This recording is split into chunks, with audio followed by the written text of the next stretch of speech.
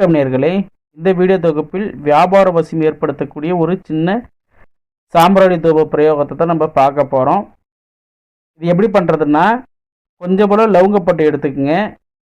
அதுக்கப்புறம் துளசி இலை கொஞ்சம் காய வச்சது எடுத்துக்கங்க. துளசி இலையை வந்து கொஞ்சம் காய வச்சு எடுத்துக்கங்க. அது லவங்கப்பட்டை வந்து ஒரு கைப்பிடி எடுத்துக்கங்க. மீண்டும் துளசி இலை வந்து உங்களோட தேவைக்கு ஏற்ப ஒரு 3 கைப்பிடியோ இல்லை 5 கைப்பிடியோ அப்படி எடுத்துக்கங்க. துளசி இலையை பறித்து எடுத்துக்கங்க. அதுக்கு அடுத்து பால் சாம்பிராணி ஒரு 3 கைப்பிடி எடுத்துக்கங்க.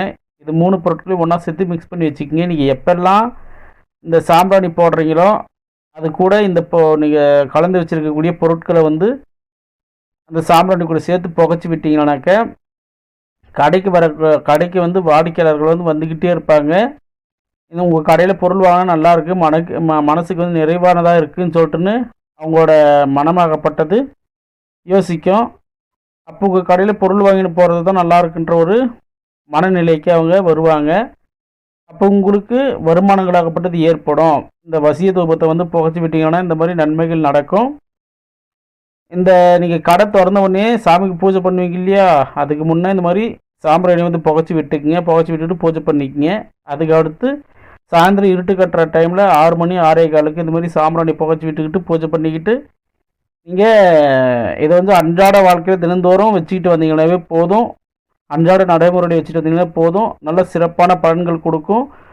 உங்கள் கடைக்கு வந்து வாடிக்கையாளர்கள் வந்துக்கிட்டே இருப்பாங்க.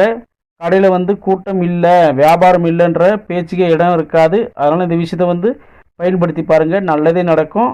அடுத்தபடியாக 2025க்கான நட்சத்திர பலன், ராசி பலன், லக்ன பலனை வந்து குறிப்பிடலாம்னு சொல்லிட்டுருக்கேன். அதுக்கான பலன்களை வந்து வீடியோ போடலான்ட்டு இருக்கேன். அதையும் வந்து பாருங்கள்.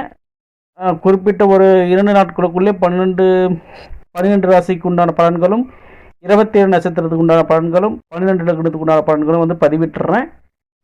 யார் யாருக்கு தேவைப்படுதோ அதை வந்து நான் பிளேலிஸ்ட்டில் வந்து ஆட் பண்ணி வைக்கிறேன். 2025க்கான வருடத்திற்கான பலன்கள் சொல்லிட்டு போட்டு ஆட் பண்ணி வைக்கிறேன். வேணுமார்கள் பிளேலிஸ்ட்டை போய் ஓப்பன் பண்ணி பாருங்கள், சரிங்களா? அதனால் இன்னும் ஒரு நல்ல தொகுப்போடு சந்திக்கின்றேன். நன்றி, வணக்கம்.